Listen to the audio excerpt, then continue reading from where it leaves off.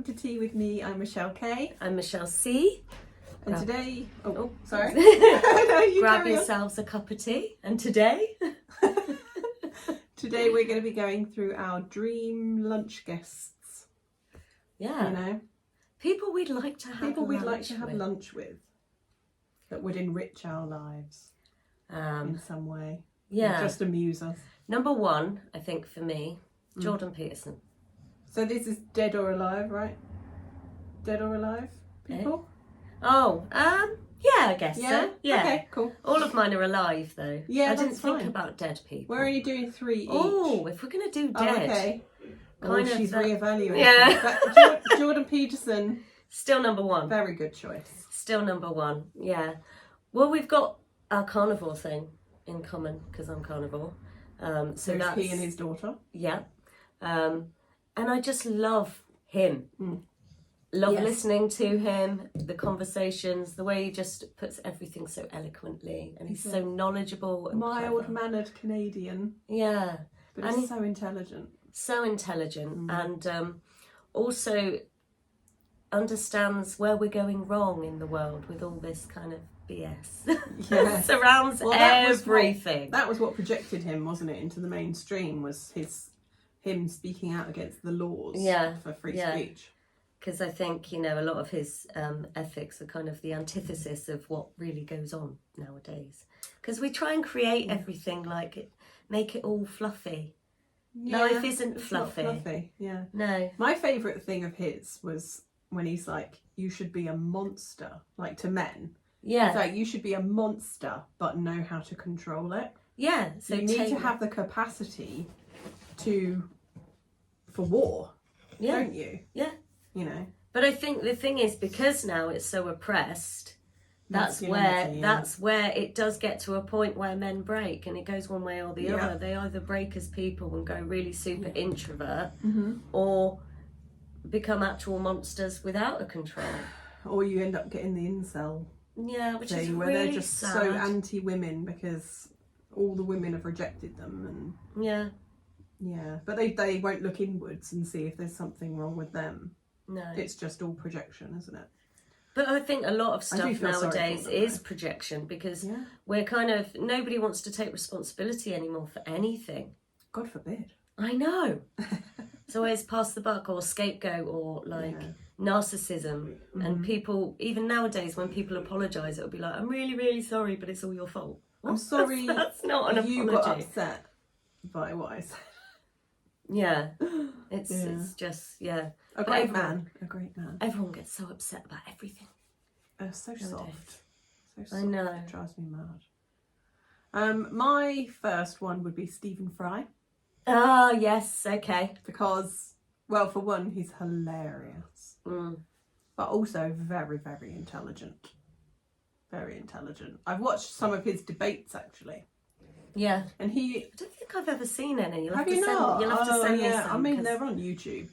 But the way he can frame an argument and stuff, I think, well, it's that level of intelligence that I could never hope to have. No. You know? But it also comes with a lot of mental health issues. He was labelled as bipolar, wasn't he? Yeah. I don't like all these labels and labels. No, but I think you find that with a lot of these hyper intelligent people, that they end up struggling with depression and stuff. Yeah. And I don't know why. Maybe because it's hard to find people on a similar level. Can you imagine being the most intelligent person around and just all these dummies? But also, I think it's because you recognise how wrong the world is when you've got a certain level of intelligence, and just how sickening that must be. You know, I try and kind of just switch off a lot of the time to what's, you know, not saying I'm super intelligent or anything, but no, but you have to, because you can't. There's you need to have an element of self-preservation, I think. The world is so depressing at the moment. Yes, just everything.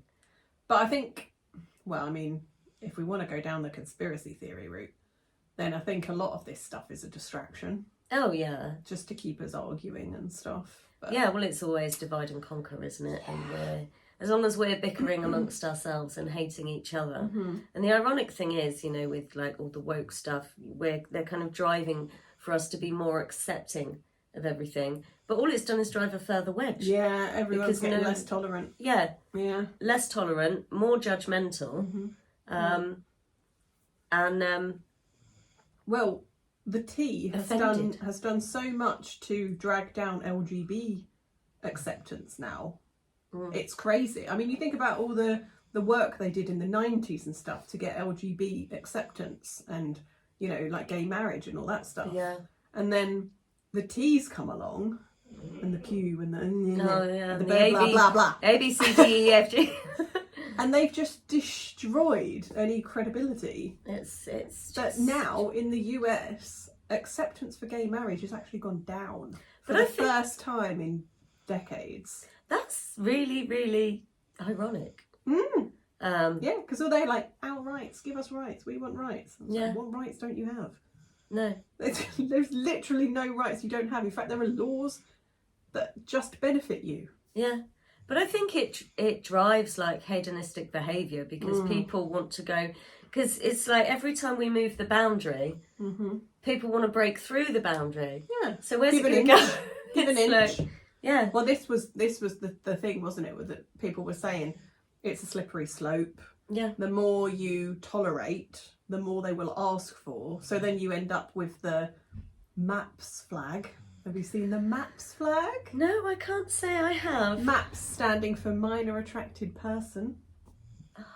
So pedos, nonces. So we're celebrating those now. We're not celebrating them, no, but they're trying to infiltrate into the LGBTQ thing. They want to be under that umbrella. Yeah, and they have a they have a flag. It's so disturbing. Like literally the worst people you could imagine. They're just and they want disgusting. Acceptance. No. I'm sorry. Lock them all in a room together and don't ever open it. And put gas in? Well, I mean, it's just disgusting. It is disgusting. It will never be accepted. Minor attracted people. I know. Yeah, because apparently the P word is Oh, is it too offensive? It's offensive. Anyway, your number 2. My number 2. Oh, now we're doing dead people as well. Yeah. Nikola Tesla. Good choice. Because I just really, really, really want to know the truth. Yeah. And just pick his brains. I mean, I did, you know, my level of science acumen is probably quite low. Help. So he'd just, but I'd be completely blown away. Yeah. And there's a lot. I watched a really interesting documentary about the pyramids, because Nikola Tesla had a theory to do with energy and stuff and the way they were built, and it was to harness energy, and it would just be nice to just discuss. And then there was a conspiracy that I heard on another documentary. Whether it is or not true, I don't know, but there's some kind of connection between him and Donald Trump's uncle or something. I don't know. I don't know. But yeah, it'd just be really, really nice to ask loads of questions and and ask him to build me a car. Well, that actually goes on quite nicely to my number 2. Oh, does it? Which is Elon Musk. Hey, okay. I love me a bit of Elon. I think he's fabulous. Yeah, I've always been a bit on the fence with Elon because he's got so much money. I'm like, what circles he just like. But he seems to be like fighting against that stuff. Which is, you know. Yeah. I don't think if there is like a upper echelon group of, you know, hyper rich people who are controlling things, I don't think he would be part of it. No. Well, he's very anti Bill Gates as well, isn't he? Because Bill Gates was shorting Tesla stock. And he basically turned around. Well, Bill Gates asked him for something or other. And he basically turned around and said, why am I going to help you when you're shorting Tesla stock? And, you know, you claim to be all about the environment and stuff. And you're you're shorting the stock of a company that's done more for the environment than any other. I'm not big on the whole climate thing anyway. I think it's all a bit of a hoo-ha. Yeah, I do. But I think what he's been able to achieve with the electric cars is remarkable. and now with the rockets and buying Twitter, I think that was a genius move. Yeah. Because it's allowed and free didn't he speech unban back. a lot of people that had been... So he's just unbanned, actually, because I've recently joined Twitter. I'm not active on there, I just look. Oh, okay, yeah. I don't really tweet. But I just saw a tweet of his because I follow him, and he's just unblocked Kanye West. Ah, okay. Yeah, Kanye West was on a ban, I think. Yeah. But he's also made it so people can be banned, but they'll never be completely banned. It will always have a time limit. Oh, okay. Which is fair. It's fair. Yeah. Yeah. So no life sentences on Twitter anymore. Basically, yeah. Yeah, which obviously goes to show that he's kind of not completely on the whole censor. No, he's not. No. Yeah. Yeah. Which is what I like. Yes, because we need a bit more. Because he said, you know, Twitter is the marketplace. Yeah. Of today, and free speech is paramount for a good society. Yeah. And we've got proof now that the US government especially were using Twitter and Facebook and stuff, because they've just released the Facebook files. Okay. So they released the Twitter files when he took over. Facebook is so Facebook corrupt. is awful. If I didn't have so much stuff on Facebook that I can't actually take off there because of their rules, yeah, you know, like videos, I don't think you can actually get your videos back off Facebook. No, which is really annoying. There's no way of saving it from Facebook. So you give them ownership. Yeah, basically, which is disgusting. Yeah. If I didn't have so much on there, I would delete my account. There's actually, have you seen any of the new Black Mirrors? Did you see All the of one? What's it called? Her name, Susan or something? I can't remember. The first one. Was it the first one where they when basically it was like the Netflix show? Yeah. And it starts creating like her life as a TV show, and it's so accurate. And the terrifying thing was, it was in the terms and conditions, and no one reads terms and conditions, do they? But it was just in the layers upon. It was just because she was actually playing somebody else when it came to as it turned out, she wasn't the real person. Yeah. It was just So Black Mirror. I can't remember what it was. It Susan or something? No, it was. Oh God, what was her name? Because it was Something Is Awful. That was. Yeah, that was the show, wasn't it? I'm sure someone Susan in the comments. Is Awful. I don't think it was Susan. No. Yeah. If you've seen it, let us know in the comments. Stick it in the comments. I'll Google it later. But... Yeah, I'll Google it later because it annoys me. I can't remember it. But someone is awful. It's on Netflix. Salma Hayek was so funny in that. Yeah. Yeah, but brilliant. I love Black Mirror. Absolutely love it. Yeah, it always amazes me that that's on Netflix. I'm like, yeah, it's funny, isn't it? Because it just doesn't seem to fit in with the Netflix agenda. One of the worst episodes, which was also coincidentally for me one of the best, was the one where you had a social credit score. Yes, I remember that one. Yeah, and because she wanted to people rent this would apartment. like give you stars and stuff. You had to get a certain level to reach certain things in society. Yeah. Gross. Yeah, disgusting. But and then she lost it at the airport, didn't she, one day, and then got in with that because she couldn't fly. Yeah. Could she? She dropped it. And this is true in China. You drop below a certain social credit thing, you can't use the trains, you can't fly, you can't leave the country. It's gross. Disgusting. Communism. Yeah. Don't come up. Cool. Do you have a number 3? Yes, number 3. These have all changed pretty much actually since we started this conversation. Ricky Gervais. Oh, I love Ricky. Because just a few things that he said at the Golden Globe. Yeah, he's pretty based. A couple of years ago. I just thought, that's brilliant. Yeah. I know, he's like, if ISIS started a company, you'd all be joining. And just he's so funny. So funny. And I'd like to, because he always comes across as really, really arrogant, doesn't he? But I think there's a lot. Yeah, that's it. Yeah. I don't actually think that he's that arrogant. No, he's not. The thing is, him and his missus lead just a normal life, don't they? Yeah. Like, because he said they live near Clapham Common in London, and he'll just go for a walk on the Common every day that he's there. And he was like, if I see a dog, I'm going to stroke the dog. Yeah. It's not your dog, they're our dogs. Yeah, absolutely. We can't Because he loves animals. I take responsibility, not ownership. It's different, isn't it? Yeah. But a lot of people like kind of own. Yeah. But I think parents sometimes do that with their children. Oh, I own my child. Yeah. I brought my child into the world, but I don't own. No, I don't. What happened was actually I got them registered and the government owns them. Well, that's kind of how it is, isn't it, in a way? Yeah. But yeah. Gosh. But no, he's funny. He's awake. Afterlife was just such a good series. I loved it. So sad though. I know. So sad. People were like, "Oh, you need to do another series," and he's like, "No, the story's been told now." Yeah. The 2 series of it. Oh, yeah, there you go then. There's another thing I love about him. He recognises when it's done. Like The Office, because the US Office went on and on and on, didn't it? Whereas the UK one, I think, it wasn't very long at all, was it? No. I didn't watch it. I just couldn't get on with that character. No. David Brent. No, I didn't fall in love with I didn't vibe with it. No.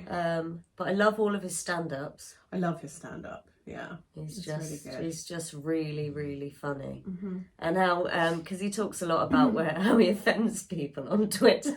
And he always gets suckered into the argument and he's just brilliant. I love his comeback. But he also does a lot for animal welfare. Yeah.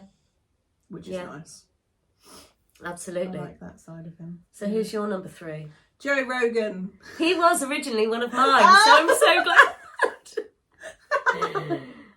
One thing I love about, sorry, I'm hijacking here. Oh, God. I know, taking liberties. The audacity. I'll just say this and then I'll shut up. He just seems uncancelable, and I just think he's so diplomatic with the way he plays everything. He gets the point across very carefully, and I just love that. But yes, there's something about being uncancelable. Yeah, I think that's a good thing to aspire to be. But I was watching Andrew Tate's interview with Candace Owens. Have you seen it yet? No. I mean, it's like 3 hours, so that's a lot of Andrew Tate. But it is very interesting. I like Candace Owens anyway. Have you seen Candace Owens? No. She's a conservative American commentator. Did she? Black woman. She's married to an Englishman though. I may have. Yeah, she's really good. Really good.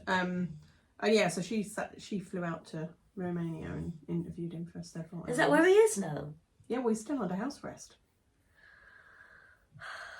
They stole 15 million from him and several cars they impounded. He's still under house arrest. It's ridiculous. It's awful. Ridiculous. But anyway, Joe Rogan. What were we talking about? Being uncancelable. Yes. That was it. Yeah. So Andrew was talking to Candace and he was saying, he teaches young men to get financial freedom. Yeah. So that you can resist because it's difficult to have principles when you live paycheck to paycheck, because you can't, it's so difficult to stand up for your principles against the government and stuff. Yes. When you need money to survive. Yes. And I get that,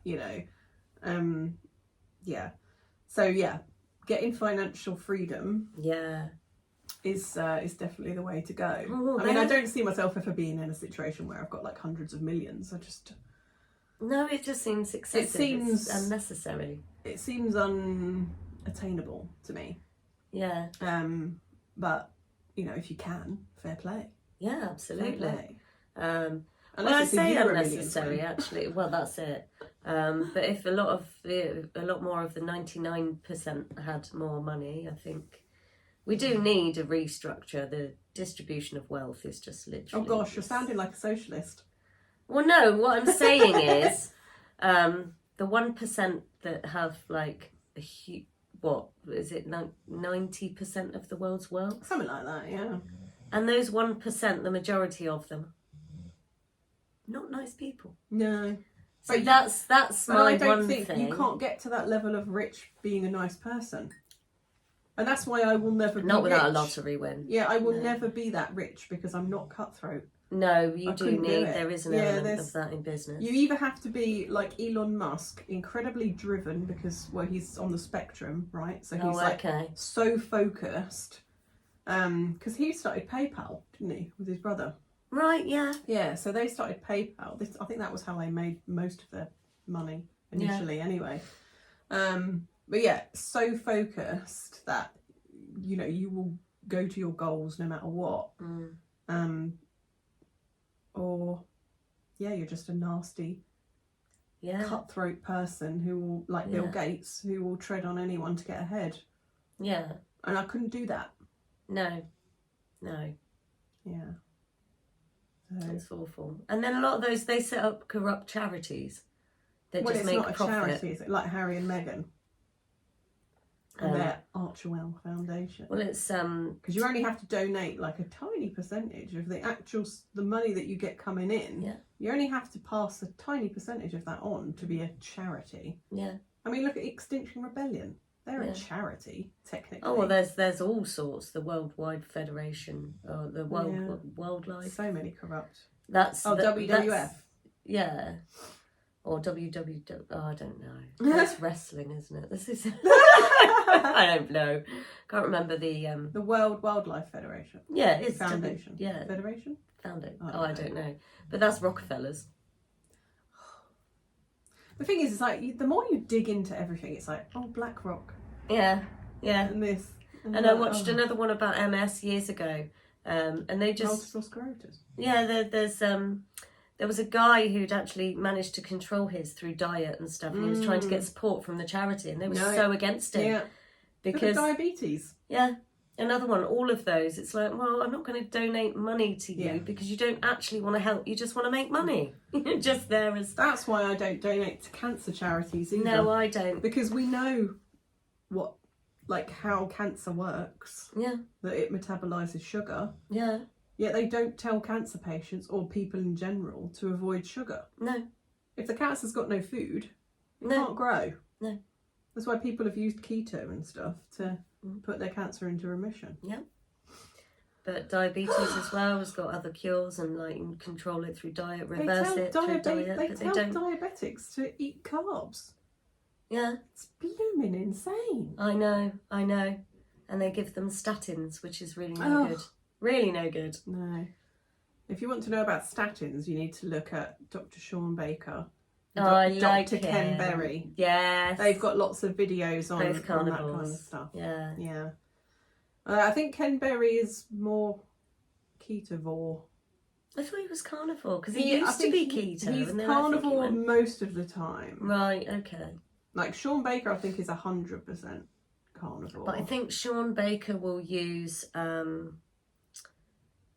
like plant spices and stuff. Sweeteners. Okay. And I could be wrong on that, but I'm pretty sure I watched him make something. The guy's ginormous. Oh, I know. He's a beast. He is a beast. But I know Dr. Anthony Chaffee, who is a cardiologist. He is very staunchly carnivore. He doesn't do coffee. Oh, wow. He doesn't do... I love coffee. He says use dairy as a condiment, so he literally does very minimal dairy, no milk at all, no coffee, no alcohol, and he does just meat, predominantly the ruminants, but he also eats other meats and fish. So, yeah, he is, like, really staunch carnivore. Yeah. But, yeah... God, can you imagine, like, winning a load of money, like Euro Millions win? Like, so you could hire your own chef to cook your steaks. That's the dream, isn't it? We went out actually to a local place, a steakhouse. You and your fiancé? Me and my fiancé. They didn't actually serve alcoholic drinks. They weren't licensed to, but you could take your own. And I didn't know beforehand. Luckily, there was a shop across the road, so I whizzed and got some drink. But we each had 10-ounce ribeye, and I had mine medium rare, cooked to perfection. But it was like £75 just for the 2 meals, no drinks, just those 2 meals. Wow! So it was a real treat, but it was lovely. £75. That's got to be close to $100. Yeah. So. Yeah. expensive I mean, the cost, night out. the cost of everything has just... Oh, I know. It's so depressing. But if I can do that once a year, I'm a happy girl. Birthday treat. But no, we did it after after going to the Nordic spa. So we did the sauna, and then cold ice bucket thing that you climb into. It was 3 degrees.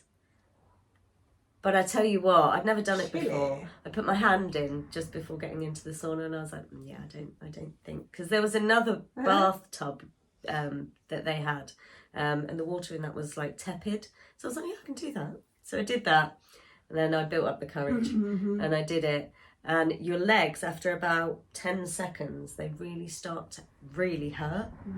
And then when I got out, about a few seconds after that, I just got this huge dopamine rush. It was just like, oh, I could almost hear angels in my head. It was lovely.